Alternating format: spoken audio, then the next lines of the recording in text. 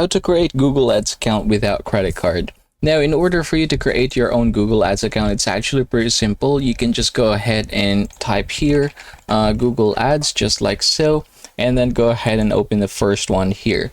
Now, from this point forward, go ahead and click the Start Now button right here and then sign in with your Google account. So you need to remember that when signing in, you don't actually need to have your own credit card as of the moment. That's basically not a requirement, okay? So, yep, let's go ahead and sign in. So once you're here, say for example, you have your own payment account or payment settings in your Google Play Store. So it should reflect in here. Now you can just go ahead and click the change button here. Go ahead and click this one right here in order for you to try to correct everything.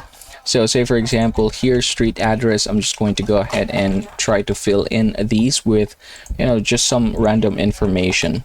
So I'm using random information because this is not a real account, right? But in your case, go ahead and try to make sure that they are correct. Now I'm going to hit the update button.